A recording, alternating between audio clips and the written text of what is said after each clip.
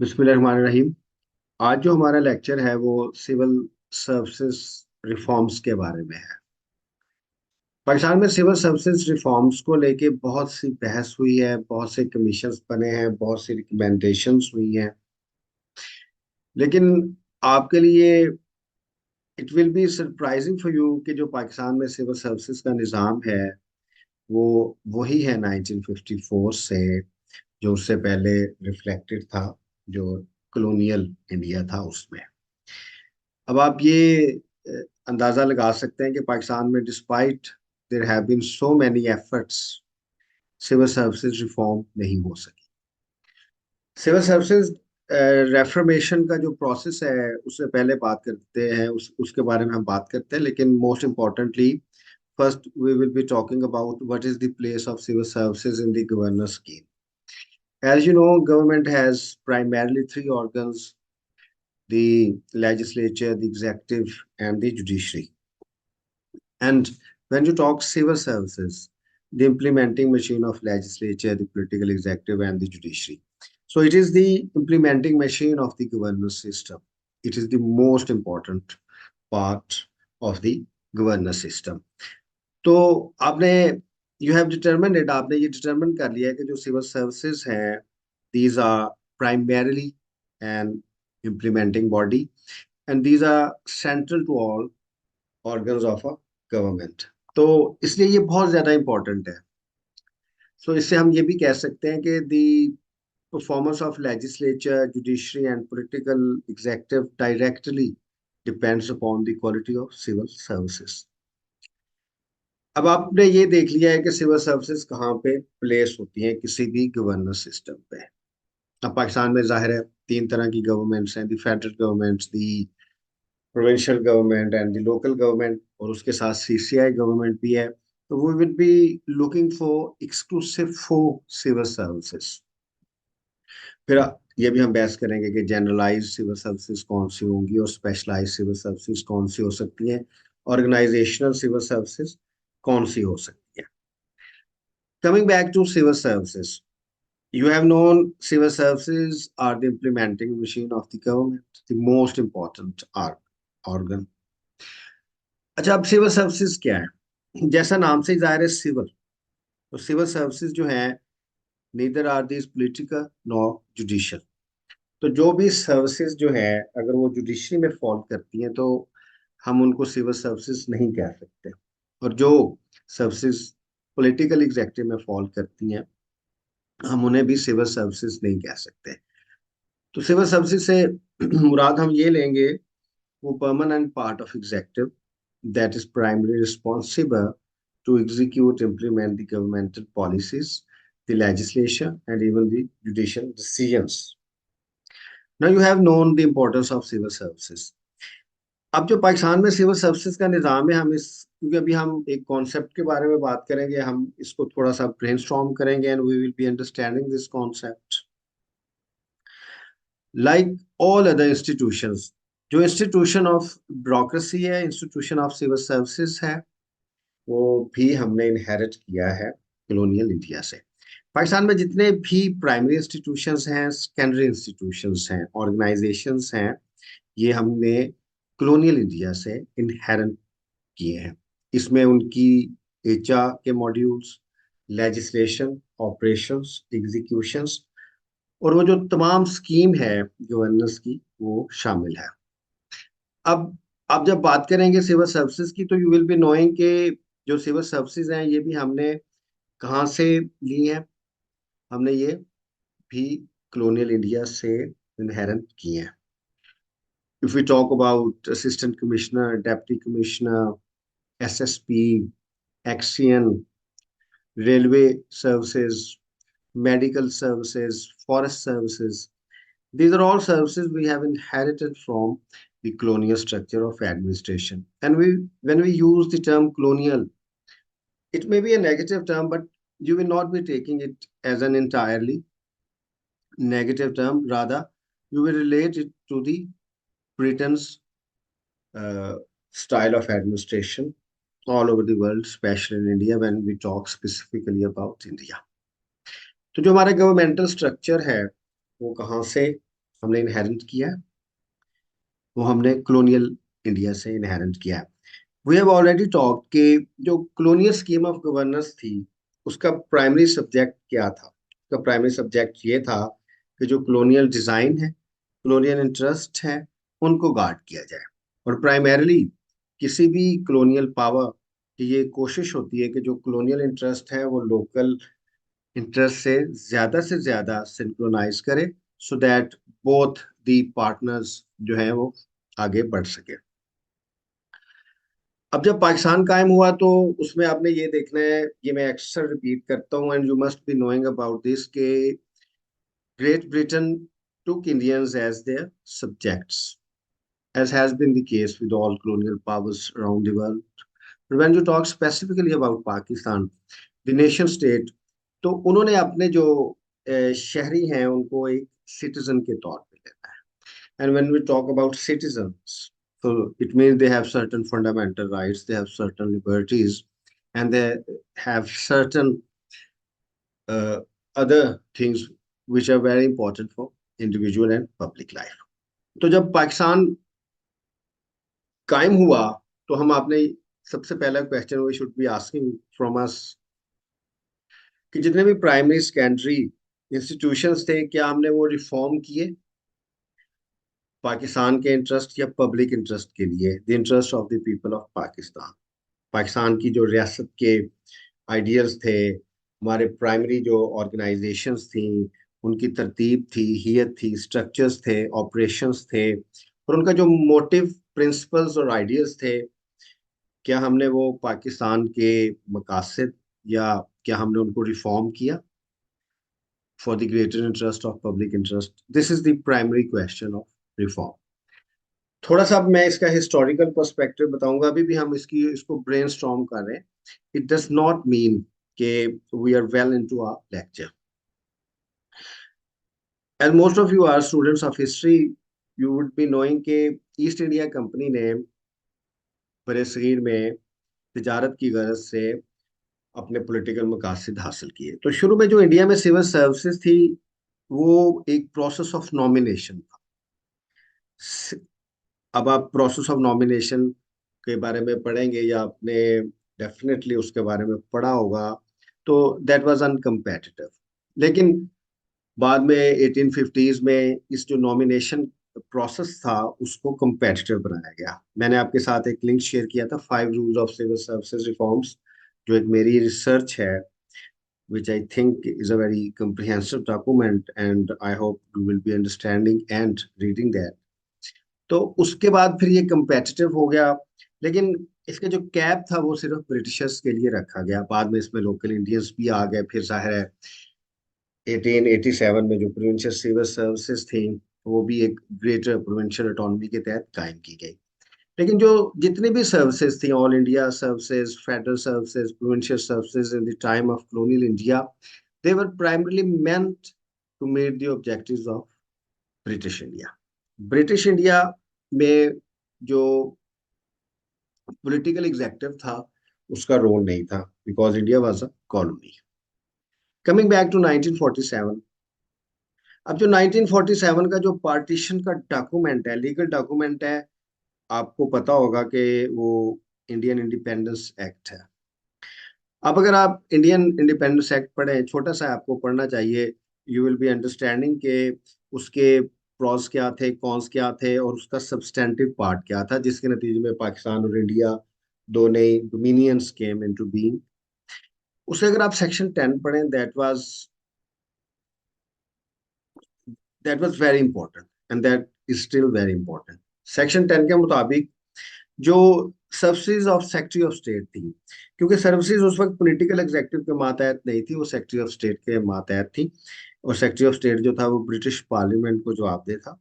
उसके तहत जो सेक्रेटरी ऑफ स्टेट की सर्विसेज थी, जिसमें ऑल इंडिया सर्विसेज थी, फेडरल सर्विसेज थी, या जो भी सर्विसेज थी, वो सारी की सारी एबॉलिश कर। उससे पहले सिविल सर्विसेज को प्रोटेक्शन थी 1935 की कॉन्स्टिट्यूशन में। और पाकिस्तान का, जैसा कि आपको पता है, कि पहला कॉन्स्टिट्यूशन जो पाकिस्तान में इंटरम कॉन्स्टिट्यूशन इम्प्लीमेंट हुआ, that was actually 1935 constitution with certain amendments made in response to independence act 1947। अब हम इसको आगे लेके बढ़ते हैं। 1947 के बाद जब जो इंस्ट्रूमेंट ऑफ पार्टीशन था ये इम्प्लीमेंट हुआ, तो there was an administrative vacuum. Administrative vacuum से मुराद ये था कि कोई सर्विसेज नहीं थी, उनकी लीगल हैसियत नहीं थी, कॉन्स्टिट्यूशन मेकिंग का जो प्रोसेस था that was not being accomplished. India accomplished it in 1951, Pakistan could not accomplish till 1956। तो ये जो 6 और 3 9, ये जो 9 साल का अरसा है, इसको वैसे भी ब्यूरोक्रेटिक ईरा ऑफ गवर्नेंस कहते हैं, जिसमें ब्यूरोक्रेसी ने हुकूमत की। There are very certain and sad parts in it. तो मैं थोड़ा सा 1 मिनट बात करूंगा, फिर we will be talking progressively about civil services reforms. उसमें अगर आप ये देखें कि ये जो 9 इयर्स का वैक्यूम था, उसमें बहुत ही मुश्किल पेश आई रियासत पाकिस्तान को किसी भी इंस्ट्रूमेंट को खड़ा करने के लिए या स्ट्रक्चर को खड़ा करने के लिए। कॉलोनियल इंडिया में एक सेंट्रलाइज सिविल सर्विसेज थी। पाकिस्तान जब कायम हुआ, उसकी असास फेडरेशन अभी 23 मार्च हुआ है। You must know about the resolution of 1940 which ensured Pakistan would be a federation with autonomous provinces. So this was the same spirit.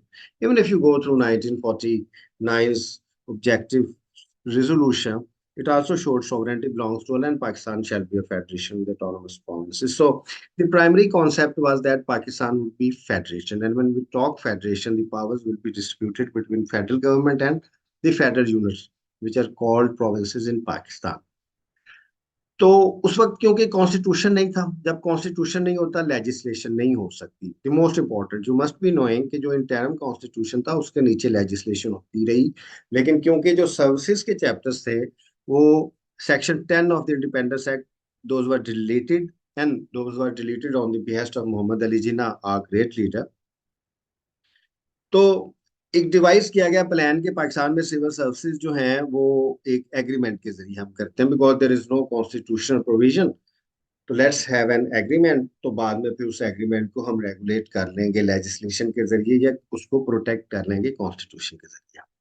तो जो सीएसपी है, civil service of Pakistan, still people use it, CSP. CSP was establish in 1954।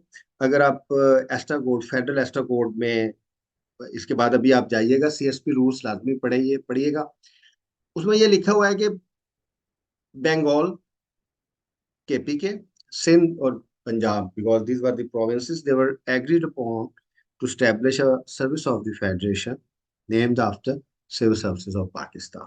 A certain post in connection with the affairs of the provinces will be borne on the cadre of that CSP service.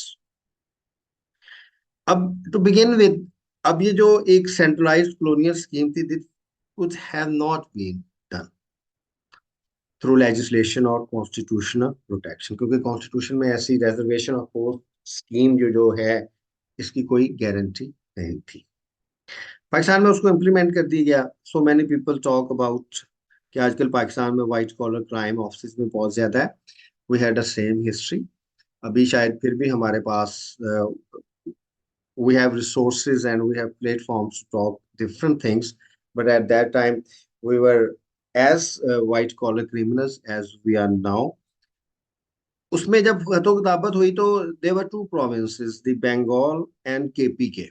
They did not agree to sign the agreement because they believed it was against the canons of federalism.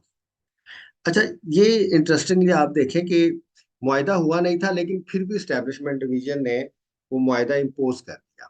अभी मैंने बहुत कोशिश की, I am in the court, even I have this decision with myself कि मुझे वो मुआहदा दिया जाए, but I haven't been given that agreement because agreement was never done. And one of our friends from Bengal, he told us कि it was never done and this was the primary reason जिसकी वजह से बंगाल के जो 3 4 पाकिस्तान के साथ शुरू में झगड़े हुए थे, उसमें पहला झगड़ा लैंग्वेज का था और दूसरा झगड़ा ये सिविल सर्विसेज का था, because centre would demand about centralise civil services and Bengal specially would not,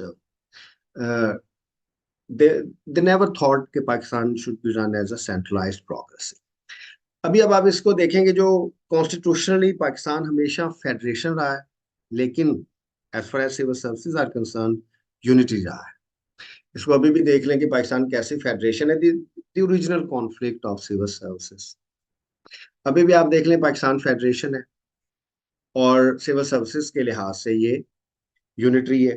अब हाउ इज इट पॉसिबल कि जो चार चीफ मिनिस्टर्स हैं, those belong to provincial legislatures, और जो चार चीफ सेक्रेटरीज हैं या जो चार इंस्पेक्टर जनरल्स हैं, they are from federal services and they are coming from Islamabad and directly appointed by Prime Minister on the same model जिस तरीके से वाइसराय जो है वो कॉलोनियल इंडिया में अपॉइंटमेंट किया करता था। कैन यू बिलीव कि किसी भी फेडरेशन में ऐसे हो सकता है कि political executive belongs to provincial legislature, और जो उसका उसका इम्प्लीमेंटिंग पार्ट जो है which we are going to read to study after a few minutes, that comes from the federation. Coming back to the agreement, it never happened, but 1956 में जो CSP rules थे उनको इम्प्लीमेंट कर दिया गया। 1956 में पहला कॉन्स्टिट्यूशन आया। The scheme called reservation of post, ये प्रोटेक्टेड नहीं हुई। फिर 1958 में मार्शल लॉ आ गया, and rest is story you know. फिर 1971 में एक बहुत पाकिस्तान की फेडरेशन के साथ पाकिस्तान की फेडरेशन जो है वो ब्रेकअप हुई, नया पाकिस्तान बना।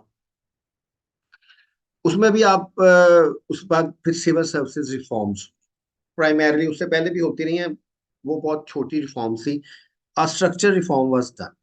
इंटरेस्टिंगली, जब पाकिस्तान से पहले जुल्फकार अली भुट्टो साहब और इस तरह ही शेख साहब व्हेन दे वर कैंपेनिंग, तो उनका जो बुनियादी एजेंडा था वो एबोलिशन ऑफ सिविल सर्विसेज था। Both the leaders would think this is against the spirit of the federalism and the CSP must be abolished. Pakistan में फिर जाहिर है फेडरेशन रही, भुट्टो साहब ने इसको एबॉलिश भी कर दिया। उसकी बुनियादी तौर पे तीन चार वजूहत थी। एक क्लास सिस्टम था, तो फिजुद्दीन पीरजादा की बड़ी अच्छी स्पीचेस हैं पार्लियामेंट में regarding administrative reforms. Administrative reforms के बारे में आप जरूर पढ़िएगा। CSP was abolished and a new type of civil services emerged, जिसे हम सीएसएस कहते हैं, जहाँ से ये पहला कॉमन, दूसरा कॉमन, तीसरा कॉमन आया। फिर मुख्तलिफ उसमें ग्रुप्स आते चले गए। फिर अब जाहिर है 12-13 ग्रुप्स उसमें है। तो this is the smaller history, but you will be surprise to know कि इस तमाम ट्रांसफॉर्मेशन में the PSP, the police and the district management group, the district administration somehow were able to maintain their services against the fundamental of federalism. तो ये एक constitutional anomaly है। अब हम जाएंगे, क्योंकि हमारा जो टॉपिक है बुनियादी तौर पे सिविल सर्विसेज रिफॉर्म्स का है। मेरा आपने आपने वो मेरा आर्टिकल जरूर पढ़ना है, वो एक बड़ा कंप्रिहेंसिव आर्टिकल है। जो फर्स्ट एंड मोस्ट पार्ट, जब भी आपने रिफॉर्म्स के ऊपर काम करना है और जब भी आपने पब्लिक रिफॉर्म्स के ऊपर काम करना है, सबसे पहले आपने ये डिटरमिन करना है कि इसकी कॉन्स्टिट्यूशनल पोजीशन क्या है। तो when you talk civil services reforms, तो the primary thing you would be asking कि सिविल सर्विसेज रिफॉर्म्स जब हमने करनी है तो हमने सबसे पहले कॉन्स्टिट्यूशन की पोजीशन देखी। अच्छा, अगर आप कॉन्स्टिट्यूशन की पोजीशन देखें तो there are three articles which are fundamental articles to reform civil services, to establish civil services, to retain civil services, to maintain civil services. Article 240, 241, 242। Article 242 जो है वो that determines the federal and provincial, जो हमारे FPSC हैं, PPSC हैं। Article जो 241 है वो रूल, सर्टन रूल्स को गारंटी फ्राहम करता है। Most importantly article 240, article 240 determines three type of services: the federal services and federal post, the all Pakistan services, the common services between federation and provinces, and the provincial services। इसमें जो importantly जो local government की services हैं, local services हैं, उनकी protection नहीं दी गई। हमने लोकल गवर्नमेंट के एक्ट में पढ़ा था कि जो लोकल गवर्नमेंट की जितनी भी सर्विसेज हैं that must have protection in article 240। So this is one of the constitutional amendments we proposed, even I proposed that constitutional amendment in my paper. अब आपने ये देखना है कि अब जितनी भी सर्विसेज हैं पाकिस्तान में वो क्या कॉन्स्टिट्यूशन के मुताबिक है. If we talk of foreign service of Pakistan, foreign service of Pakistan is absolutely according to the constitution of Pakistan. When we talk railway, that is unconstitutional because railway is a subject of CCI. The federal government cannot raise federal services. It is the CCI under the banner of all Pakistan services, under the banner of all Pakistan civil services. CCI का काम है railway को race करना. When you talk PSP, can you imagine in a federation और किसी भी federation में वो सब्जेक्ट प्रोविंस का है लेकिन उसकी ऊपर जो सर्विस रेस की गई है वो फेडरेशन ने की है. Can it be possible? It can never be possible in any federation except in Pakistan. Then DMG और PAS, under what law? I am unable to understand under what law federal government can intervene on post connected with the affairs of a province. नहीं हो सकता.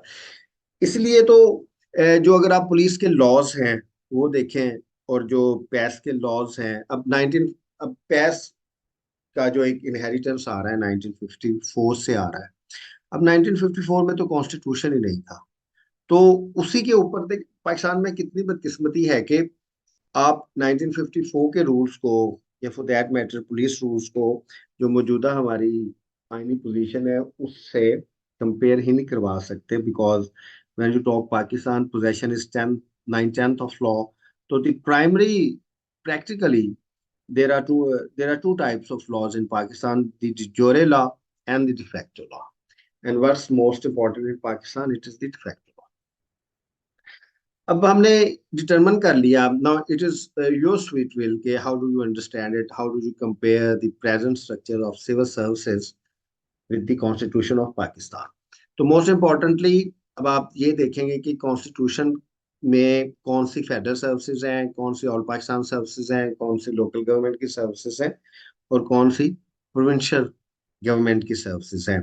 तो you must have that dissection and that understanding के there are 4 types of governments, there are 4 types of posts, so there will be 4 types of cadres और फिर उसके ऊपर 4 types of services होंगी in line with the Constitution of Pakistan. अब ये जो constitutional alignment है, मैंने जो 5 रूल ऑफ सिविल सर्विसेज है उसमें जो पहला रूल है that is the constitutional alignment of civil services. तो if I ask you to write a thesis on reforming civil services in Pakistan, so what would be your first principle? That would be reforming civil services as per the Constitution of Pakistan. What does Constitution of Pakistan say about the scheme of civil services? Coming to the second point, the second principle which I have talked, the second rule, that is the executive alignment. Most importantly, अब पाकिस्तान की civil services जो हैं उनमें primary civil services, बहुत सी civil services, those are in line with constitutions, but there are 3 to 4 civil services which are primary civil services in Pakistan, which are not in line with Constitution of Pakistan. The second part, the second rule, which I have discussed in my paper, the executive alignment. The first is constitutional alignment and the second is executive alignment. And when we talk about executive alignment, Pakistan is a federal parliamentary state.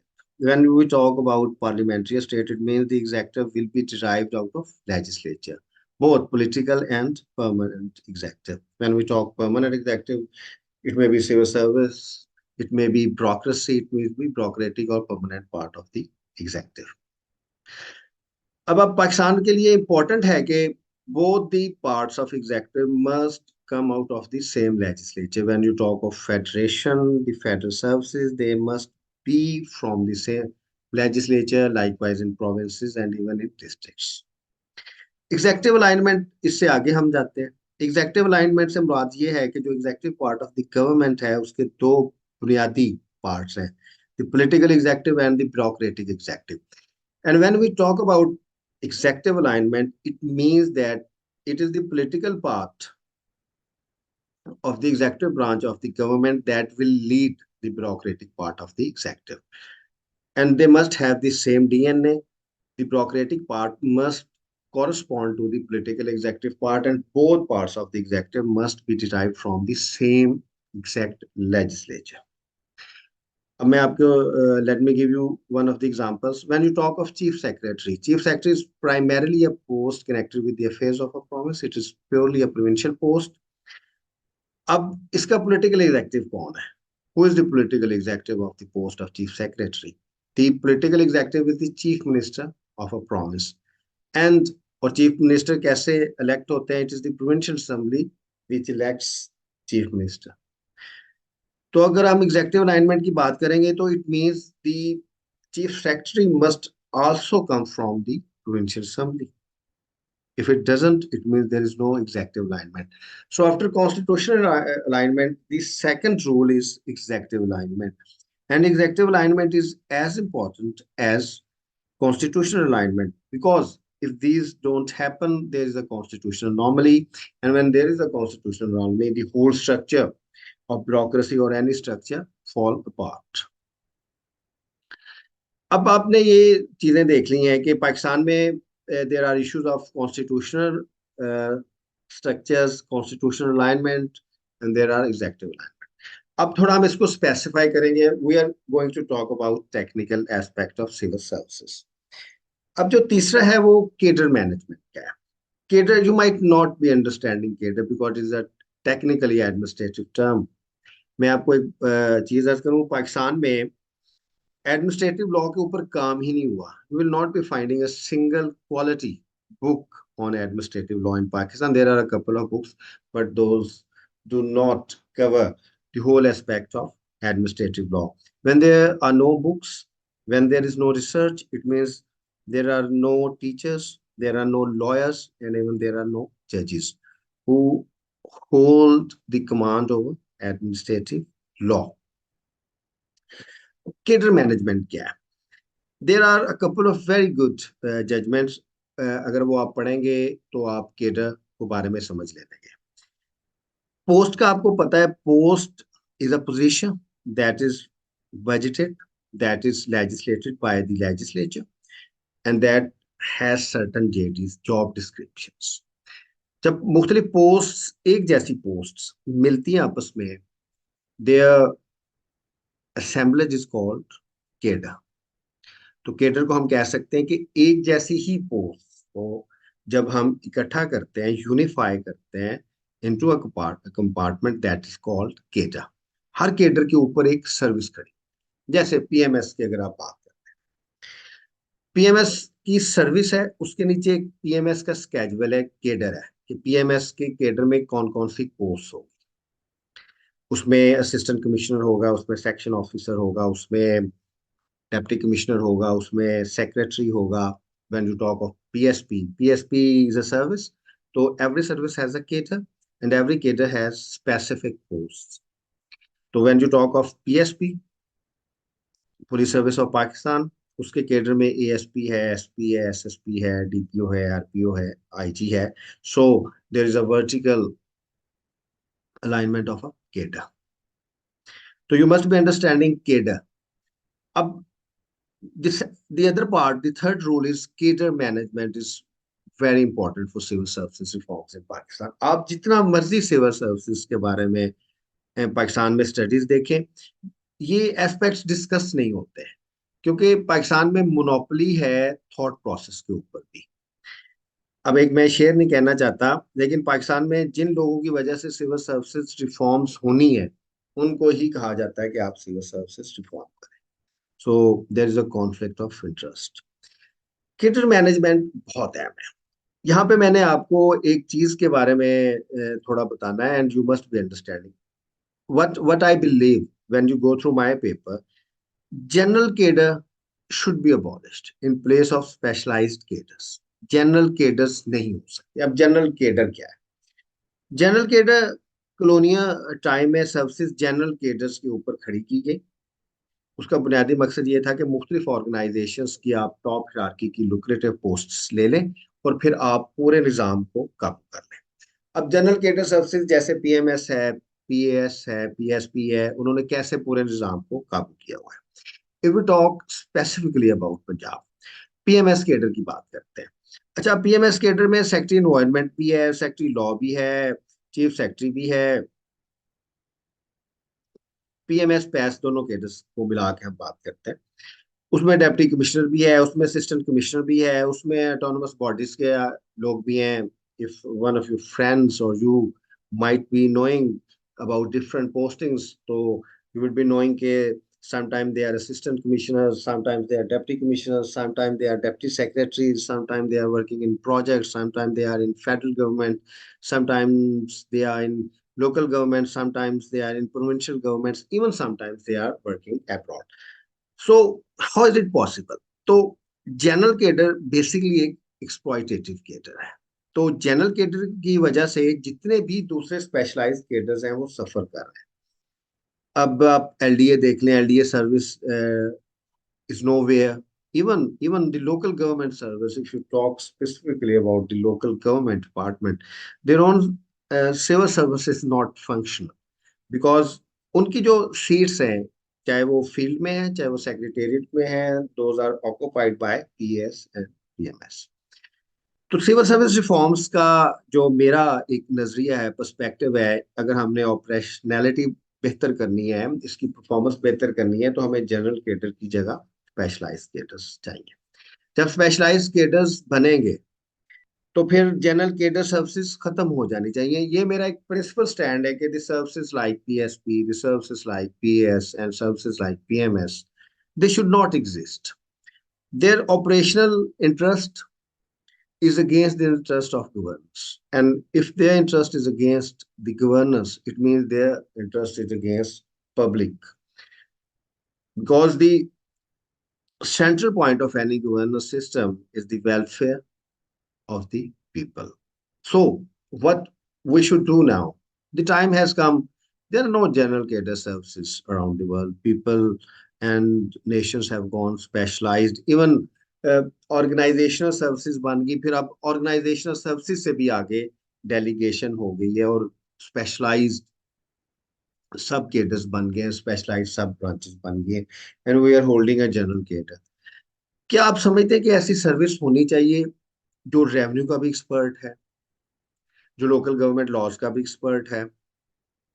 अभी तो थोड़ी सी judicial powers चली गई हैं। Once they were जजेस, once they were district magistrates, once they were district law and order officer, once they are developmental officers, they are doing each and everything which is humanly impossible. कि अभी भी आप देखें, क्या ऐसा मुमकिन है कि आप अर्बन डेवलपमेंट भी कर रहे हो, आप ट्रांसपोर्टेशन भी कर रहे हो, बेहतर आप इरिगेशन इंजीनियरिंग का काम भी कर रहे हो, आप प्लानिंग भी कर रहे हो, आप फाइनेंस भी कर रहे हो? Means how is it possible? अगर आपने एमए पंजाबी किया है, एमए इंग्लिश लिटरेचर किया है, इस तरह की आपकी डिग्रीज हैं, with all respect to these degrees, can you be a good urban planner? Can be can be क्या आप एक अच्छे फाइनेंस मैनेजर बन सकते हैं? Why what I have observe, खास तौर पे जो ऑडिट एंड अकाउंट सर्विसेज में हमारे दोस्त आते हैं with a background of literature, वो रिटायर्ड हो जाते हैं, बट दे डोंट अंडरस्टैंड, अभी तक सिस्टम्स नहीं डेवलप होते, दूसरी चीजें नहीं होती, फिर वो कंसल्टेंट्स रखते हैं, फिर they are dependent upon consultants. So why should we not change our civil services into specialized services? जब हम स्पेशलाइज्ड सर्विसेज की बात करते हैं तो स्पेशलाइज्ड एडमिनिस्ट्रेटिव सर्विसेज की बात करते हैं। अभी भी आप देखें, अगर आप हेल्थ डिपार्टमेंट देखें, तो there is a secretary and there is a director general of health services, वो डॉक्टर है। डॉक्टर या engineer does not mean he's a specialized administrator. When we talk about specialized services, specialized administrative services, तो उसमें हम ये कहेंगे कि जो सेक्रेटरी हेल्थ है वो ऐसा होना चाहिए जो कि हेल्थ सर्विसेज की एडमिनिस्ट्रेशन के बारे में स्पेशलाइज्ड स्किल्स रखता हो। Primarily he can be a doctor, but most importantly he's a health administrator.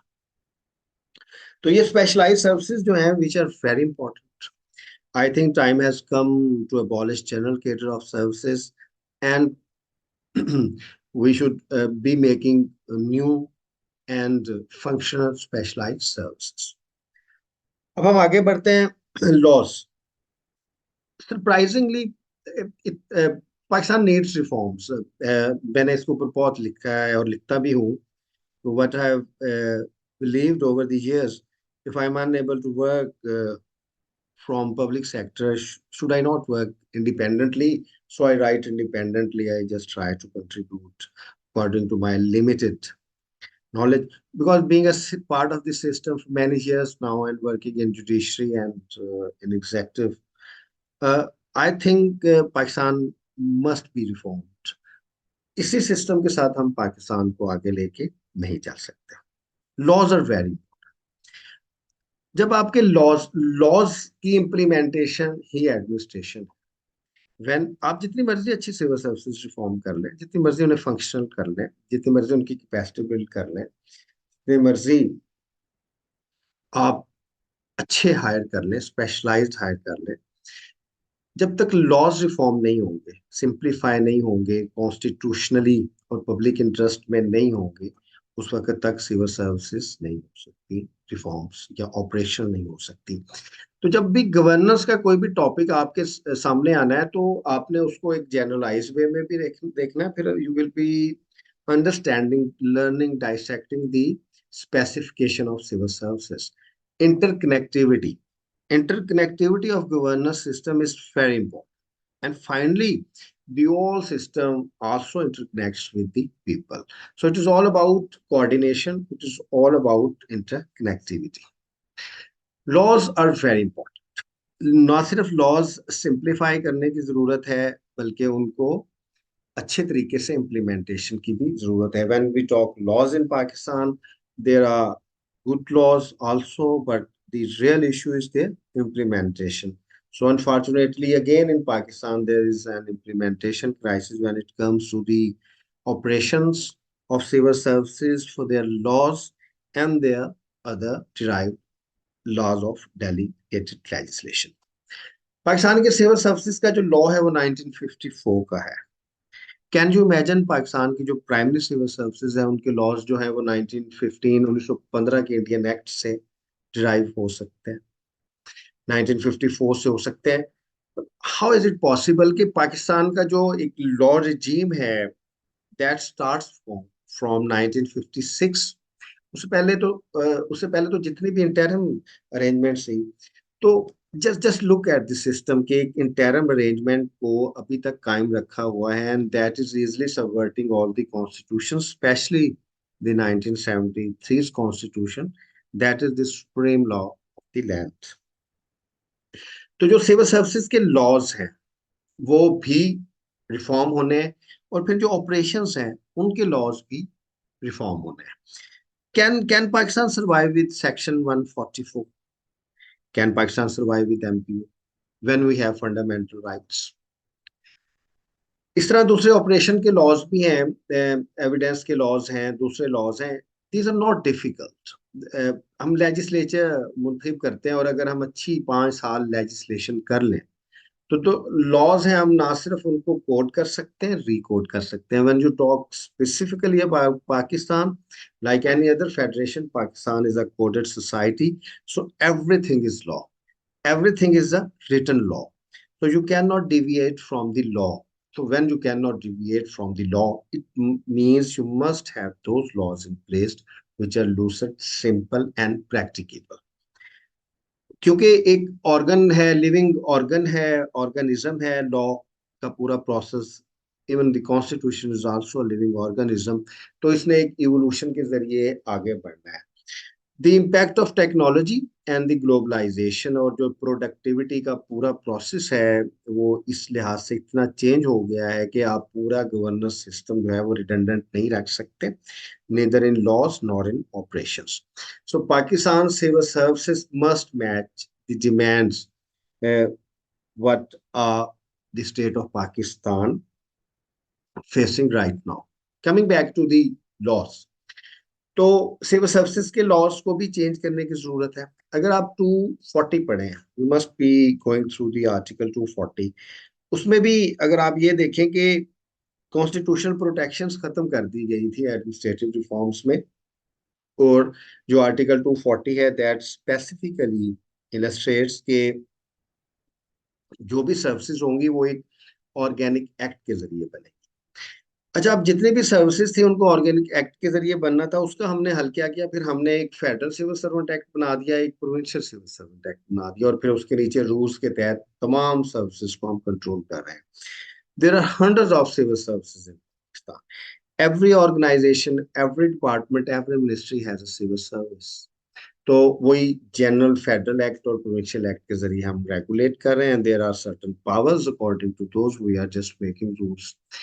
हम इतने ज्यादा नालायक या इतने ज्यादा हमारी इंटेंट के इश्यूज हैं कि we have not been able to regulate our civil services through proper legislation.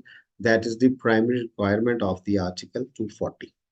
तो हमें लॉज जो है, laws relating to civil services and laws relating to operations, उनको रिफॉर्म करना है। किसके मुताबिक? कॉन्स्टिट्यूशन के मुताबिक, पब्लिक इंटरेस्ट के मुताबिक, जो मॉडर्न डिमांड्स हैं उनके मुताबिक, और जो टेक्नोलॉजिकल ऑपरेशंस हैं उनके मुताबिक।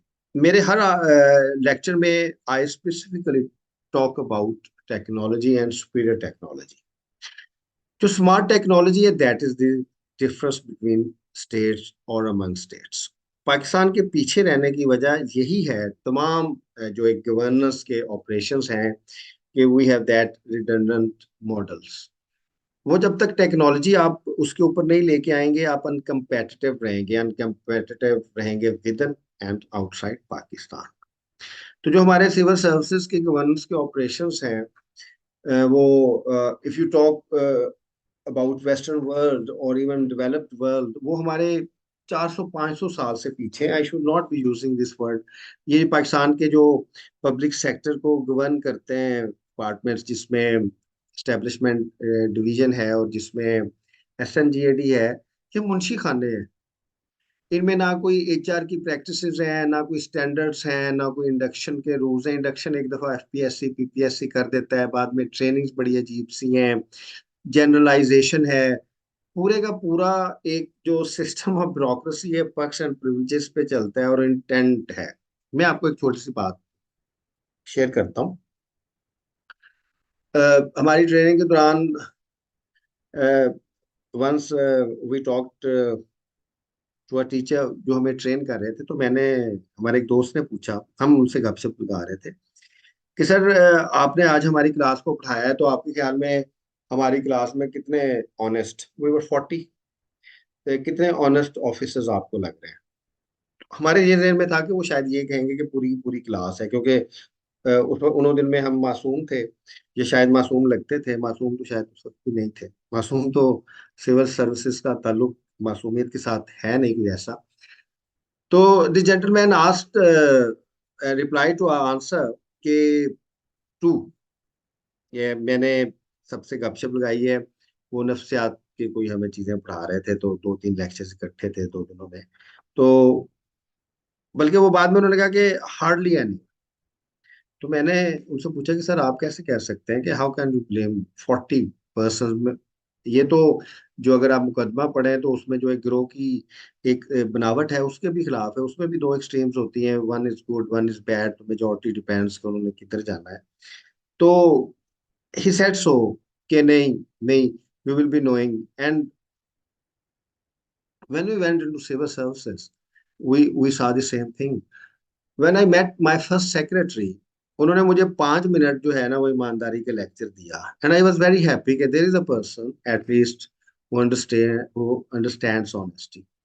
तो फिर अगले दिन मैंने जो उनके कमालात देखे, 10-10 गाड़ियां उनके घर में पेट्रोल जा रहा है, ये जा रहा है, वो जा रहा है।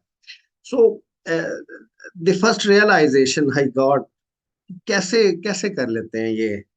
दे talk else, they are practically doing different things. और सबसे इससे इसमें इंटरेस्टिंग चीज ये है कि even we raise this question to a couple of officers at that time, के सेक्रेटरी साहब ऐसे करते हैं, 10 बंदे उन्होंने घर रखे हुए हैं, रोजाना उनका कोई गिफ्ट्स आ रहे हैं, सारा कुछ। तो आई वाज आंसर्ड कि ये जो गिफ्ट्स हैं, ये जो लाइफस्टाइल है, या ये जो पेट्रोल खाया जा रहा है, ये जो डिपार्टमेंट का जो नॉन डेवलपमेंटल बजट खाया जा रहा है, तो it's not a corruption, it's a lifestyle. और इसको करप्शन ही नहीं समझा जाता। मीन्स आप 5-7 लाख का पेट्रोल खा जाएं, आप 10-12 गाड़ियां यूज करें, आपके बच्चों के लिए भी गाड़ियां चल रही हों, आपके सालों के लिए भी गाड़ियां चल रही हों, आप पूरी एजेंसी भी कर रहे हो, आप सारे बिजनेसेस भी देख रहे हो, and still you are not corrupt according to that system, क्योंकि करप्शन मीन्स के बहुत बड़े अगर आपने कुछ किए हुए हैं तो then you are a corrupt. It is part of the lifestyle of the civil services in Pakistan. इसके बारे में मैंने कभी रिफॉर्म्स की बात नहीं की, क्योंकि that is very common thing. अगर आप स्ट्रक्चरल रिफॉर्म्स कर देंगे तो उसके साथ जो पर्क्स एंड प्रिविलेजेस हैं उसके बारे में रिफॉर्म्स हो जाएंगी। So we have talked about 4 fundamental principles: the constitutional alignment, the executive alignment, the cadre management, and the coding and decoding of services and operation laws. And the fifth one, the most important, Pakistan में जितनी भी बहस होती है civil services की, इस part के ऊपर होती है जिसे हम terms and conditions of civil services कहते हैं। अब terms and condition of civil services क्या है? ये शुरू होती है रिक्रूटमेंट से, रिक्रूटमेंट प्रोसेस प्रिंसिपली। जो हमारी सिविल सर्विसेज, क्योंकि मैं स्पेशलाइज सर्विसेज के फेवर में हूँ, तो जनरलाइज सर्विसेज को आई आई जस्ट बिलीव कि दीज आर नॉन प्रोडक्टिव। तो जो भी एक नॉन प्रोडक्टिव चीज है उसको मैं इंडोर्स तो नहीं कर सकता। अब आप सिविल सर्विसेज की इंडक्शन देख लें, induction I would not say, recruitment देख लें। इंडक्शन तो इलीगल है according to the now, as per few supreme court judgments. अब ये ऐसे जो हम बच्चे तैयार करते हैं कंपेटिटिव एग्जाम्स में, फिर प्रेसी तैयार करते हैं, फिर ये जो बाकी पूरा निजाम है इसका सिविल सर्विसेज से तो ताल्लुक नहीं है। मतलब आप सीएसएस की तैयारी करते हैं, पीएमएस की तैयारी करते हैं, सीएसएस की तैयारी करते हैं, तो एक ही तैयारी के जरिए आप कैसे अच्छे पुलिस ऑफिसर भी बन जाएंगे? That is primarily a service of a province. आप अच्छे डिस्ट्रिक्ट एडमिनिस्ट्रेटर भी बन जाएंगे, आप अच्छे टैक्स कलेक्टर भी बन जाएंगे, आप अच्छे डिप्लोमेट भी बन जाएंगे, आप अच्छे फाइनेंशियल मैनेजर भी बन जाएंगे। How? It does not have any common sense. Means के हाउ कैन एक चार्टर्ड अकाउंटेंट है, वो बेहतर बनेगा फाइनेंशियल मैनेजर या एक एमए अंग्रेजी वाला? And- और ये जो सबसे ज्यादा बच्चे फेल होते हैं इंग्लिश ऐसे में, मुझे आज तक इसकी समझ नहीं आई कि ये इंग्लिश ऐसे लिखवाने का मकसद क्या है, इससे क्या प्रोडक्टिविटी आएगी, इससे क्या मेरिट होगा। और ये it is such A stupid exam कि अगर इसको हम उर्दू में ले आए सारा, कि ये सारा उर्दू में हो और एक अंग्रेजी की जगह उर्दू का ऐसे हो, फिर उर्दू की ग्रामर और सारा जो कंपल्सरी सब्जेक्ट्स है उसको उर्दू में कर लें, तो जो अंग्रेजी की क्रीम आई है सिविल सर्विसेज में वो तो फिर नहीं आ सकती।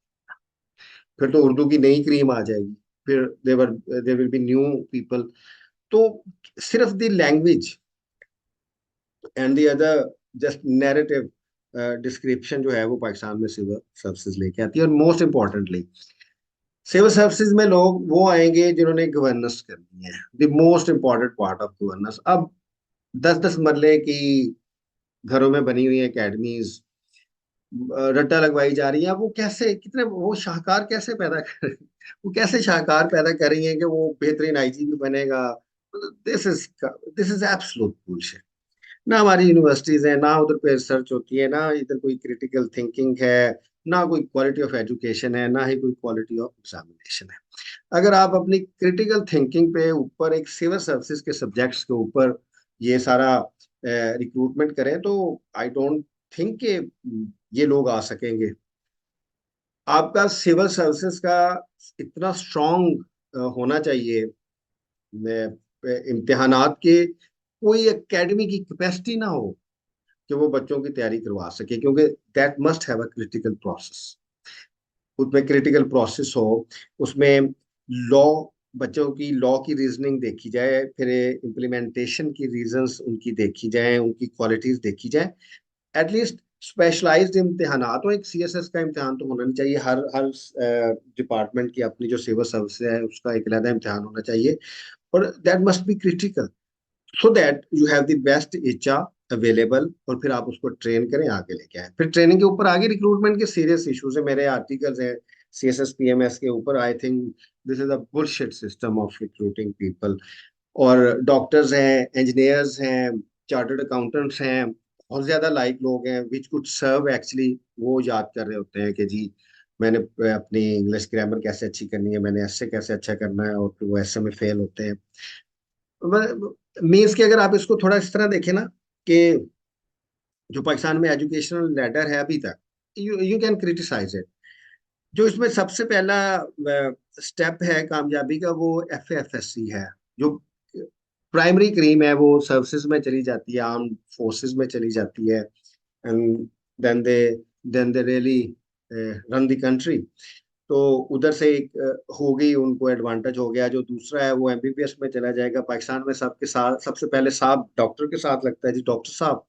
तो वो एक 18-19 साल का बच्चा डॉक्टर साहब बन जाता है। लाइक बच्चे जो हैं वो फिर बन जाते हैं इंजीनियर्स, बन जाते हैं, कोई दूसरी फील्ड में चला जाता है, तो दे हैव देयर करियर्स। उसके बाद फिर बैचलर्स पे आके लोगों के करियर्स बन जाते हैं। और जिससे कुछ नहीं होता वो फिर MA अंग्रेजी करता है, या कोई सोशल साइंसेस की स्टडी करता है, वो अपनी लैंग्वेज बेहतर करता है। वो फिर जो एक फिलोसफर किंग है उसका रूप धारता है। अगर आपने प्लेटो की फिलोसफी, या आपको प्लेटो, अरिस्टोटल और सोक्रेट्स पढ़ना चाहिए, they are very interesting people. तो वो फिर फिलोसफर किंग बन जाता है, फिर उसको लिखना आ जाता है, फिर वो तेज लिखता है। मीन्स के अगर आप तेज नहीं लिख सकते, अच्छा नहीं लिख सकते, तो you are not a good civil servant even if you have a good communication skills. मेरे एक दोस्त थे, तो उनका जो लिखने वाला हाथ था वो थोड़ा जख्मी हो गया, तो he was unable to write quickly, तो he was unable to do anything, although he was very very very intelligent person, had all difficulties of critical thinking, तो वो नहीं हो सकता। रिक्रूटमेंट सिविल सर्विसेज, मेरा नहीं ख्याल पाकिस्तान में जो अवेलेबल मार्जिनलाइज टैलेंट है उसको ट्रांसलेट करके सिविल सर्विसेज में लेके आती है। Though there is an obsession of civil services, तो every person is trying to enter into civil services. फिर व्हेन दे आर रिक्रूटेड, उसके बाद जो ट्रेनिंग्स होती हैं वो trainings have nothing to do. Recruitment का मैं थोड़ा सा बात करता हूँ कि रिक्रूटमेंट में आप लोगों के जिन जिन लोगों ने आपसे इंटरव्यू करना है ना, वो गवर्नेंस के नाकाम तरीन लोग हैं। वो कोई उधर रिटायर्ड IG बैठा होगा, कोई रिटायर्ड चीफ सेक्रेटरी बैठा होगा। मीन्स के द प्रोसेस ऑफ इनहेरिटेंस वो एक कंटिन्यूड फॉर्म में चल रहा है उधर। मीन उधर भी कोई HR स्पेशलिस्ट नहीं बैठे हुए, लोग ऐसे नहीं बैठे हुए विच कुड अंडरस्टैंड कि पाकिस्तान में सिविल सर्विसेज रिफॉर्म होगी और किस तरह का पाकिस्तान में ह्यूमन रिसोर्स चाहिए। पाकिस्तान में जो पब्लिक सेक्टर में सिविल सर्विसेज है उनको कभी ह्यूमन रिसोर्स के पर्सपेक्टिव से देखा ही नहीं किया। अच्छा, most of you, I pray, if they become part of the civil services, then they will be trained, फिर promotional trainings हैं, फिर दूसरी trainings हैं। ट्रेनिंग या कैपेसिटी बिल्डिंग के पाकिस्तान में जो प्रोजेक्ट्स हैं ना, वो बड़े गुजी का खेज है। कोई कैपेसिटी बिल्ड नहीं होती। The training is for from the practical realities. उसके बाद फिर प्रमोशंस हैं, फिर रिटेंशन है, कोई मेरिट नहीं है। अनफॉर्चुनेटली कोई ह्यूमन रिसोर्स मैनेजमेंट नहीं है। लिंक्स के ऊपर चलता है सारा system. If you sell your soul to the devils, there are different devils in the governance system of Pakistan. You are a very successful person, and or if you're lucky enough to have good cadres, good services, then this you have also the structural advantage. वो फिर आप उस structural advantage के साथ आगे बढ़ते जाते हैं, but how long it we will have to see it. Civil services के अंदर एक there is a new world within civil services. this is uh, this is very different from what we perceive outside. When you will become a part of civil services, then you will know how to swim। और जो junior से मैं मिलता हूँ, तो मैं एक लिहाज से बड़ा मुतमिन होता हूँ कि उनके सबके ना जो कॉन्सेप्ट्स हैं ना वो बिल्कुल क्लियर है। Clarity of concepts is very important. ये जो टर्म्स एंड कंडीशंस हैं ये भी बहुत ज्यादा इंपॉर्टेंट है सिविल सर्विसेज रिफॉर्म्स में। इसमें मेरा जो एक पॉइंट ऑफ व्यू है कि पर्क्स एंड प्रिविलेजेस खत्म करने की जरूरत है। आप गाड़ियां नहीं दे सकते, मोनेटाइजेशन होनी चाहिए। बड़े बड़े घर जियो, और पाकिस्तान जैसी सोसाइटी में इससे ज्यादा जुल्म क्या होगा कि 3-3 4-4 एकड़ जैसे घरों में लोग रहते हैं, फिर उनकी मेंटेनेंस के हैं। Perks and privileges why not a simple legislation कि पाकिस्तान में कोई भी सरकारी मुलाजम 10 मरले से ज्यादा घर में नहीं रहेगा, चाहे वो चीफ जस्टिस है, चाहे वो चीफ सेक्रेटरी है, चाहे वो प्राइम मिनिस्टर है, चाहे वो चीफ मिनिस्टर है। एक छोटा सा मुल्क रकबे के लिहाज से, जिसमें 25, एक रकबे के लिहाज से छोटा मुल्क, आबादी के लिहाज से बड़ा मुल्क, how could the country afford. फिर इसमें मैं आपको एक छोटी सी एग्जांपल दे देता हूँ कि when I was posted in Dera Ghazi Khan, तो हमें रोजाना जो पब्लिक सर्विसेज के हैं डिपार्टमेंट्स, उनकी तरफ से लेटर्स आते थे कि आप चिल्ड्रन हॉस्पिटल के लिए, आई के लिए, बर्न सेंटर के लिए 2-3 किनाल जगह दे दें। तो हमारे पास जगह नहीं होती थी, तो वो डिप्टी कमिश्नर ऑफिस की तरफ से रिफ्यूजल चला जाता था। एक दिन मैंने लिख दिया उसमें कि जो कमिश्नर का घर है, क्योंकि वो 6 एकड़ पे है, तो उस 6 एकड़ पे ये 25 जो हैं ये बनाए जा सकते हैं, बर्न सेंटर भी बनाया जा सकता है, ये भी सारा बनाया जा सकता है, तो कमिश्नर की तो जरूरत ही नहीं है। तो I had my own issues then. तो ये घरों में क्यों रहते हैं, मुझे आज तक समझ नहीं आई। और ये पर्क्स एंड प्रिविलेजेस कंट्रोल करने की, अब जिम खाना देख लें, गवर्नर हाउसेस देख लें, क्लब्स देख लें, these perks and privileges should not be there. हाँ, आपकी सैलरी अच्छी होनी चाहिए, स्टैंडर्ड्स होने चाहिए सैलरी के, मेन परफॉर्मेंसेस का तयन हो, जैसे मल्टीनेशनल्स काम करती हैं। डेफिनेटली फील्ड के ऑपरेशंस जरा डिफरेंट है। फील्ड के ऑपरेशंस जो हैं, या जो फील्ड की सर्विसेज हैं, they must be doing different things under different structures, but when you talk about secretarial mode of bureaucracy, तो वो एक केबन ब्रोक्रेसी है, तो केबन की सूरत में वो बड़ा अच्छा काम कर सकती है। So, we have talked about reforming civil services. What I believe, there are 5 principal laws, rules, which should be considered to reform civil services in Pakistan. Because without reformation of civil services in Pakistan, the productivity of the governance system will not be managed. So, for any reformation, the fundamental point is the constitutional position, because Pakistan is a complex federation, so you cannot make unitary structures, or you cannot make even federal structures. You have to see, first of all, how does the structure fit in the constitution of Pakistan. The second is the what is the executive position, because Pakistan is a parliamentary governance. And the third important thing is the cadre management, when you talk specifically about the civil services of Pakistan. And most importantly, the laws, coding and recoding of laws. Being the coded society, Pakistan must revamp their legislation. Pakistan को अपनी legislation बेहतर करने की जरूरत है. And finally, the terms and condition of services. You should be having the best of the HR, having their sustainability, retention structures. How is it possible कि एक बंदा आ गया सिविल सर्विसेज में, फिर आप उसको निकाल नहीं सकते? No, the retention is very important for any civil services, for any governance. If you don't have qualitative retention and vertical mobility on merit, I don't think the civil services will be productive. And when civil services are unproductive, it means the organizations will finally, eventually fall. And when organizations fall, it is the state, the ultimate organization, that falls within a society. So it is very important to understand the civil services. Uh, what are civil services? What is their historical legacy in Pakistan? What are their laws? Are the laws consistent with the constitution or the legislation of Pakistan? Are they consistent to the federalism of Pakistan? Then what are the standards of our operations? Do we have specialized services? Do we have generalized services? Why should we adopt specialized services? How would we be improving the standards of our specialized services? How will we recruiting HR, sustaining them, retaining them, and how would we ensure a competitive and qualitative vertical mobility of civil services? Finally, when we talk civil services, it does not mean the 12 CSS groups or PMS or provincial services. Civil services में I believe ये आपने class abolition भी बहुत ज्यादा जरूरी है. Because I'm going to conclude my argument. If you go to a bank, अगर आप किसी बैंक में जाएं तो आप देखेंगे कि there is one type of civil servants there. आपको एक मिलेगा उधर एक ऑफिस बॉय मिलेगा और एक चौकीदार मिलेगा. मैनेजर से लेके, और जो एक उनकी हिरारकी जहां से शुरू होती है, कोई भी ऑफिसर है, वो एक केडर है, वो काम कर रहे होते हैं. एक ही केडर होना चाहिए. There is a one class in banking HR in Pakistan, and I always give the example of banking sector to reform HR in Pakistan when you talk public sector. अगर आप पंजाब में सेक्रेटेरिएट में जाएं तो सबसे पहले आप पंजाब बैंक में जाएंगे, द सेम पाकिस्तानी।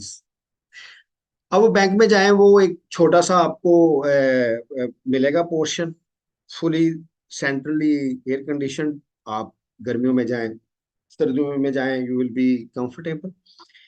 जितने भी लोग होंगे सारे आपको अच्छे तरीके से मिलेंगे। Once I talk their manager कि आप यहाँ पे कितनी ट्रांजैक्शंस करते हैं, तो ही टोल्ड मी कि उनकी जो ट्रांजैक्शंस हैं वो 3000 से ज्यादा हैं। उसमें अकाउंट्स खुल रहे हैं, उसमें पैसे जमा करवाए जा रहे हैं, पैसे विथड्रॉ करवाए जा रहे हैं, उसमें बैलेंस शीट्स मैनेज की जा रही हैं। तो when they go in the evening, तो 3000 प्लस ट्रांजैक्शंस ऑपरेशंस वो करके जाते हैं, और वो 10 से 12, कोई क्लास सिस्टम नहीं है। और उसके साथ पहला ही डिपार्टमेंट हायर एजुकेशन का है। अगर आपने हायर एजुकेशन में सिर्फ एनओसी लेना हो कि मुझे एक एनओसी चाहिए, और मैं being a lecturer, being an assistant professor CSS करना चाहता हूँ, तो उधर से आप फिर वो लेके दिखाएं उसे।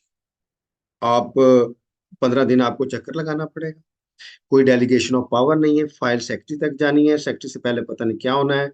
Ultimately you will be paying money, you will be paying token money, then you will be getting your NOC. This is the whole operations. और पंजाब बैंक भी एक पब्लिक ऑर्गेनाइजेशन है, और हायर एजुकेशन भी एक पब्लिक ऑर्गेनाइजेशन है। तो जो क्लास सिस्टम खत्म करने की जरूरत है, इसको मैं इसको कंक्लूड इस तरीके से करूंगा। आप ये देखिए सेक्रेटरी फंक्शन कैसे करता है। अब सेक्रेटरी साहब, जस्ट इमेजिन एक सेक्रेटरी साहब हैं, वो सुबह सुबह उठेंगे, तो एक उसको आप एक कंपेयर करें कि एक मल्टाई नेशनल का सीईओ है। मल्टाई नेशनल का सीईओ उठेगा, उसके लिए कोई इशू नहीं है, वो शेव शूव करेगा, अपनी गाड़ी में बैठेगा, खुद ड्राइव करेगा, अपने ऑफिस चला जाएगा, ऑफिस का दरवाजा खुद खोलेगा, अपना लैपटॉप और दूसरे ऑपरेशनल सिस्टम चलाएगा, पूरी दुनिया से कम्युनिकेशन करेगा, परफॉर्मेंस इवेलुएट करेगा, मॉनिटर करेगा, मीन परफॉर्मेंसेस निकली होंगी, और आखिर में शाम को प्रोडक्टिविटी उसको पता होता है कि मेरे इस बंदे ने इतनी की है, मेरे इस बंदे ने इतनी की है, और जो टोटल हमारी ऑर्गेनाइजेशन है उसकी प्रोडक्टिविटी क्या है। 5 6 10 आदमी जो है वो पूरी की पूरी मल्टी नेशनल पूरी दुनिया में चला रहे हैं थ्रू देयर वॉलंटियर्स और through their dependent staff. Coming back to the secretary of a, तो वो जनाब उठेंगे, 2 बंदे उनके घर मौजूद होंगे, 2 ड्राइवर्स, 3 4 गाड़ियां होंगी। अब वो बड़ी मुश्किल से नहाएंगे, उनको डिपार्टमेंट के 2 3 बंदे उन्होंने रखे होंगे, वो खाना सर्व करेंगे। फिर वो 2 3 ड्राइवर्स उनको गाड़ी एस्कॉर्ट करके लेके आएंगे। फिर वो दफ्तर में जनाब दाखिल होंगे, अलीजा साहब। फिर 2 3 बंदे उनके ऑफिस खोलेंगे। फिर वो अब सीट पे बैठ गए 10 12 बंदों की मेहनत के बाद। अब उन्होंने ज़ाहिर है कुछ लिखना विखना है, तो वो फिर बाद में वो इधर साथ होगा, वो अपने ऑपरेट 3 4 ऑपरेटर्स तैयार होंगे, बंदे आ जाएंगे, स्टेनो आ जाएगा, क्लर्क आ जाएगा, ये आ जाएगा, वो आ जाएगा। If he has to write a single letter of communication, जो 1 मिनट का काम है, वो सारा दिन 2 लेटर निकालने के लिए 100 बंदे की जरूरत होंगे। और जहां पे उनको समझ आएगी कि he does not have that talent, तो वहां पे वो कंसल्टेंट्स भी हैं, उधर आईटी स्पेशलिस्ट भी हैं, उधर सारे हैं। तो व्हाट्स दिस मीन्स के सेक्रेटरी को चलाने के लिए 50 से 100 बंदा चाहिए। तो why not having that secretary that have the qualities of those 50 people? तो वो क्यों नहीं ड्राइव करके आ सकता, क्यों नहीं वो उसको क्यों नहीं आईसीटी स्किल्स आती, उसकी क्यों नहीं कम्युनिकेशन स्किल्स आती। You will be surprised to know there are so many federal secretaries वो ईमेल नहीं कर सकते। अब शायद करते हो, ट्रेनिंग में उन्होंने सीख लिया हो, लेकिन आई हैव सीन। तो ये है जी टोटल एक सिविल सर्विसेज रिफॉर्म पाकिस्तान में। देर पाकिस्तान में जो सिविल सर्विसेज रिफॉर्म्स की इनएविटेबिलिटी है, that should be the first process of civil services. If you want to reform Pakistan, begin with civil services reforms. It is the primary need, and reform civil services on certain principles. If you reform civil services with proper checks and balances, I am very much hopeful the governance system in Pakistan will certainly improve. This was my lecture. So let's have a question answer session. Please raise your hand. जो भी इसके बारे में हम 10 15 minute अच्छी बहस करेंगे, क्योंकि you will be thinking a lot of things. तो जो आप सोच रहे हैं वो just ask me and we should be talking about that. जी। जी हुसैन अली। अस्सलाम वालेकुम सर। वालेकुम अस्सलाम। जी हुसैन। सर मेरा क्वेश्चन ये है, एम आई ऑडिबल? जी जी, I you. Okay sir, question मेरा ये है कि पाकिस्तान में जो ये ग्रेड का निज़ाम है, ये फर्स्ट ग्रेड है, ये 16 17 जिसमें आपने कैडर में बात की है, तो क्या, मेरा क्वेश्चन शॉर्टकट है कि क्या ये खत्म हो सकते हैं? और ये खत्म होके इससे भी कोई इम्प्रूवमेंट आ जाएगा? हालांकि आपने बात भी की है, लेकिन ये ग्रेड अगर स्पेसिफिकली हम देख लें तो वो 17 ग्रेड हो गया, एक सोशल भी एक वो ऑरा है, एक अट्रैक्शन है, और फिर ये 21वां ग्रेड का हो गया। तो ये कैडर के साथ ये ग्रेड्स जो हैं, क्या ये ग्रेड ही जो है ये कैडर है, या ये कोई अलग चीज है? तो नहीं, ग्रेड थोड़ा सिस्टम, सर इस पे अगर आप ग्रेड कुछ। System grade system basically is a पे सिस्टम। लेकिन मैं ग्रेड सिस्टम के खात्मे की तो मैंने आखिर में बात की करनी चाहिए। मैं समझता हूँ कि ग्रेड सिस्टम को आप कैटेगराइजेशन या कैटेगरीज बना दें, और किसी भी सर्विसेज की चार कैटेगरीज हो, चारों ऑफिसर्स हो, एक प्राइमरी हो, एक सेकेंडरी हो, और एक थर्ड टीयर का, और एक फोर्थ जो पॉलिसी में सपोर्ट करे पॉलिटिकल एग्जेक्टिव की, और डेलीगेट करते हैं पावर्स। मतलब फर्ज करें कि हम कैटेगरी वन, जो कैटेगरी फोर का ऑफिसर है उसके पास सर्टन पावर्स हो। अगर आपको फर्ज करें हायर एजुकेशन में आपको एनओसी चाहिए, तो क्लर्क्स और ये स्टेनोस ये तो होने नहीं चाहिए ना। मतलब जो क्लर्क की क्वालिटी है, रिकॉर्ड कीपिंग की क्वालिटी है, असिस्टेंट की क्वालिटी है, स्टेनो की क्वालिटी है, वो तो मुझे भी आती है, आपको भी आती है ना। We can type, we can do each and everything. So वो आप जाएं कैटेगरी फोर ऑफिसर के पास है, उसके पास डेलीगेटेड पावर एनओसी की, आप उससे जस्ट, अब तो जाहिर है एक ऑपरेशन, इतने ज्यादा अच्छे सॉफ्टवेयर आ गए एडमिनिस्ट्रेशन के, आपकी एप्लीकेशन उसके पास हो तो with in a couple of days वो उसको मैनेज कर देगा। फिर अगर उससे ज्यादा ट्रांसफर है, फिर वो आप उसको कैटेगरी टू को दे दें, और उसको भी डिवॉल्व कर दें। Devolution is the best part of civil services reforms when we talk operations. और जो थर्ड और फोर्थ जो आपकी कैटेगरी है, जो फर्स्ट और सेकंड प्राइमरीली, वो पॉलिसी के ऊपर काम कर ले पॉलिटिकल इन्वेस्टर के साथ मिलके। ये तो ग्रेड है 1 से लेके 20, दिस इज बुलशिट। पेस की कैटेगरीज रखें, उसके बोनसेस रखें, उसको अलहदा करें, that is particularly a different system. जी। जी, शहरोज बात करें आप। जी अस्सलाम वालेकुम सर। वालेकुम अस्सलाम। जी Shahroz. Sir first of all तो वेरी प्रोफाउंड लेक्चर था सिविल सर्विस रिफॉर्म पे, और ऑलमोस्ट हम सारे इस चीज़ पे तो एग्री करेंगे कि प्रॉब्लम है और इसे इसी तरह रिफॉर्म होना चाहिए। Before my question on lighter note, कि ये दी जो आपने रिफॉर्म बताई हैं, ये should not implement in near future, क्योंकि मेरी तो लॉट ऑफ इन्वेस्टमेंट है इसके ऊपर, टाइम की भी और रिसोर्सेज की भी। तो मैं तो इस पर बात कर रहा हूँ। अच्छा सर, दूसरा जो मेन क्वेश्चन है मेरा, आपने बात की स्पेशल कैटेगरी की, उसके बाद आपने बात की जर्नल की। मैं ये भी थोड़ी देर पहले पढ़ रहा था, वर्ल्ड बैंक की एक रिपोर्ट थी, मुझे आइडिया नहीं किस जगह की है, उसके अंदर वो पर्टिकुलर की बात कर रहा था, यानी कि पार्शली 50% या 75% हम स्पेशल कैटेगरी कर लें, अदरवाइज हम जो जर्नल है रिक्रूटमेंट उसे भी साथ मेंटेन करें।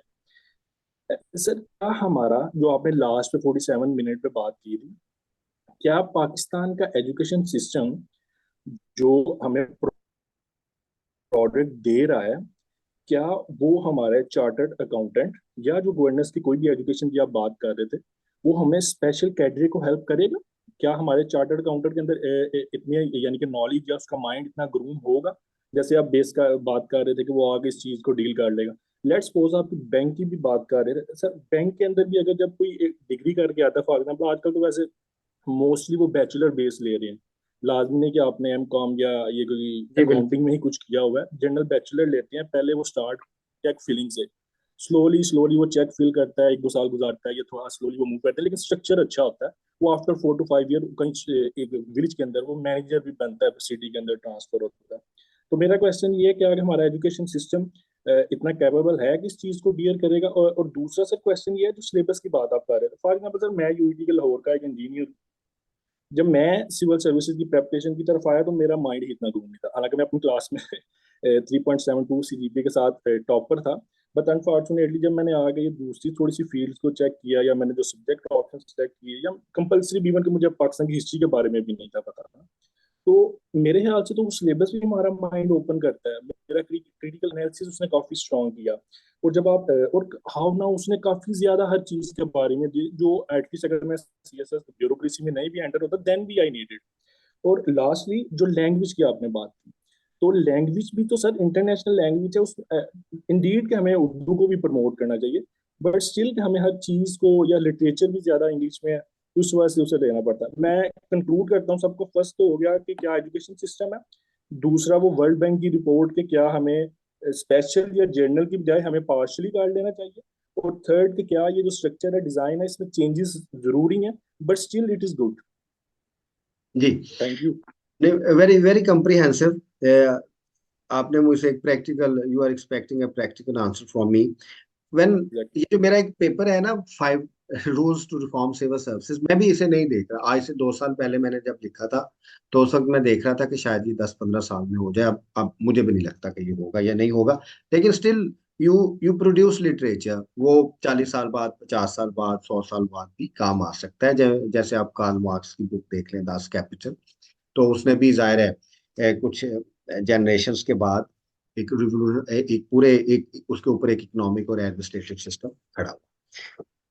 जो स्पेशलाइज्ड और जनरल की आपने बात की, जो जनरल केडर है वो भी स्पेशलाइज्ड एडमिनिस्ट्रेटर्स का होना चाहिए। और स्पेशलाइज्ड तो फिर टेक्निकल शाखें हैं, वो टेक्निकल उस लिहाज से चलता रहना चाहिए। ये थोड़ी सी कंफ्यूजन होती है। जैसे हेल्थ डिपार्टमेंट, अगर आप पंजाब की बात करें, तो वहाँ पे डायरेक्टर जनरल के बारे में ये समझा जाता है कि वो डॉक्टर होगा।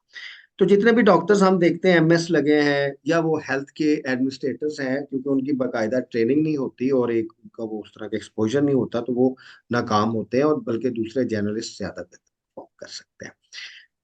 आपने हेल्थ एडमिनिस्ट्रेटर रिक्रूट करना है, जो मैंने बात की थी शुरू में। फिर जब आप उनको ट्रेन करेंगे तो वो बेहतर हो जाएंगे। ट्रेनिंग से बेहतर होते हैं, और सबसे बड़ी ट्रेनिंग एक्सपीरियंस है, हिट एंड लर्न। जब आप उस सिस्टम में आते हैं तो यू डेफिनेटली लर्न। हम ये कोशिश कर रहे हैं कि सिस्टम ऐसा हो जिसमें लर्निंग की कैपेसिटी बढ़ जाए, और you are force to learn. Universities के ऊपर सबसे बड़ा इशू है, हमारी यूनिवर्सिटी में रिसर्च R&D है ही नहीं, जिसकी वजह से हमारी यूनिवर्सिटी में, मैंने बहुत से इंटरव्यूज भी कंडक्ट किए हैं। तो जो सबसे बड़ा इशू है कि अगर हम किसी इंजीनियर से बात करें, तो उसे वो शायद इंजीनियरिंग की कुछ थ्योरीज आती हैं, लेकिन उसे वर्ल्ड व्यू का नहीं पता। जैसे वो आप कह रहे हैं कि CSS एटलीस्ट आपका एक आपकी रीजनिंग डेवलप करता है, पॉलिटिकली, सोशली और एडमिनिस्ट्रेटिवली भी। ये भी हमारे इश्यूज। हमारी डिग्रीज अगर अच्छी हो, क्रिएटिव हो, हम मैं बहुत सारे लोगों से मिला हूँ जो सिविल सर्विसेज में नहीं है, या जिन्होंने CSS या PMS नहीं किया, तो उनकी रीजनिंग अच्छी है। और जब हम इंटरनेशनली लोगों से मिलते हैं, तो जाहिर है उन्होंने अपने पर्सनैलिटी को डेवलप करने के लिए, ज़ाहिर है उनके इंस्टीट्यूशंस भी हैं, यूनिवर्सिटीज भी हैं, दूसरी चीज़ें भी हैं। जैसे मैंने ये जो 100 लेक्चर्स का नाम लिखा है, ये भी कैपेसिटी बिल्डिंग का ही प्रोजेक्ट लिखा है। इसके ऊपर मेरे दोस्तों ने मेरी बैशिंग भी बड़ी की है, लेकिन आई जस्ट थॉट कि I should not right PMS और CSS, क्योंकि इसमें बहुत से मेरे दोस्त भी हैं, सिविल सर्वेंट्स भी हैं, जो सुनते हैं बात। यूनिवर्सिटीज में बिल्कुल हमारे एजुकेशन के स्टैंडर्ड्स नहीं अच्छे, हमारा एजुकेशन का स्टैंडर्ड्स नहीं अच्छे, क्योंकि इंटरकनेक्टिविटी है।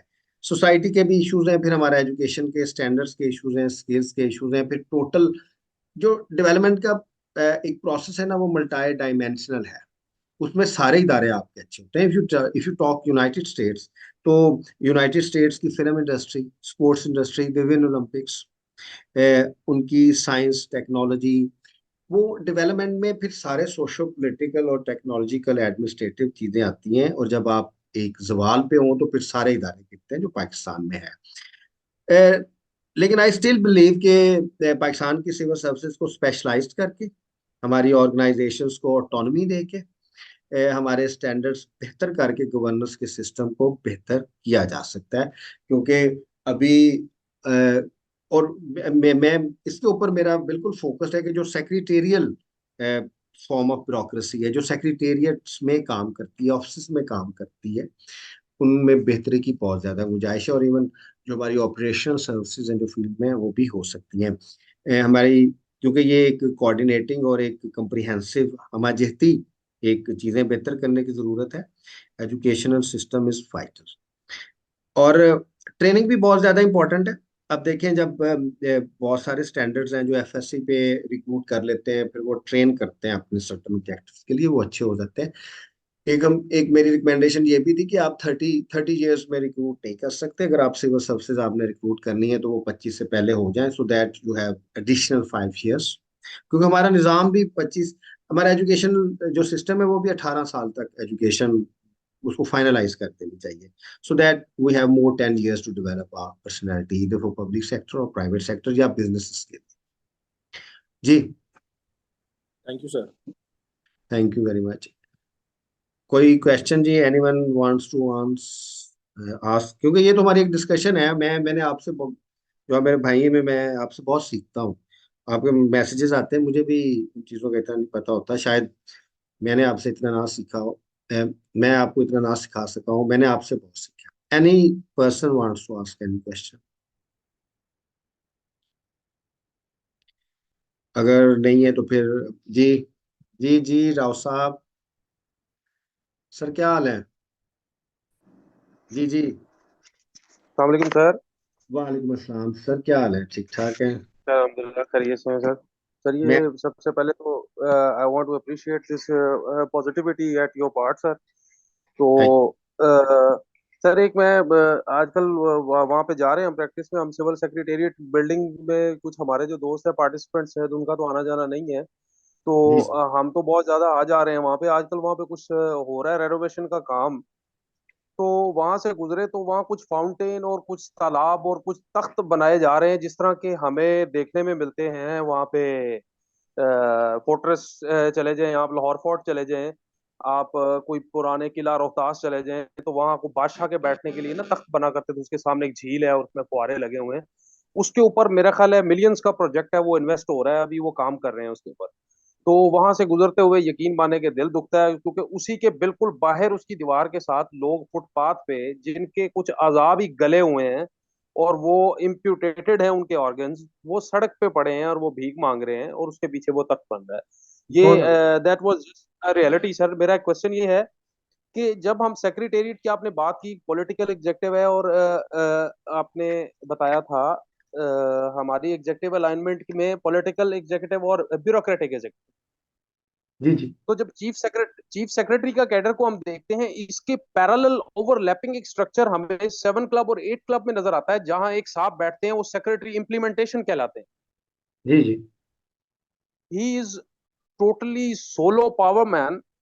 उनकी जो कमांड है वो उसको रूल कर रहे हैं, चीफ सेक्रेटरी को भी और दूसरा सारा जो सेटअप है प्रोविंस का उसको भी।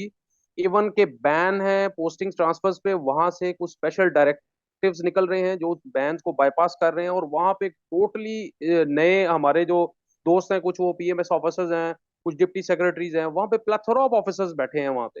तो सर मुझे ये थोड़ा सा अंडरस्टैंडिंग इसके लिए बारे में जाननी थी आपसे कि ये पैरेलल स्ट्रक्चर किस तरह है, ये क्या ऑपरेशनैलिटी है इसकी। That was my question sir.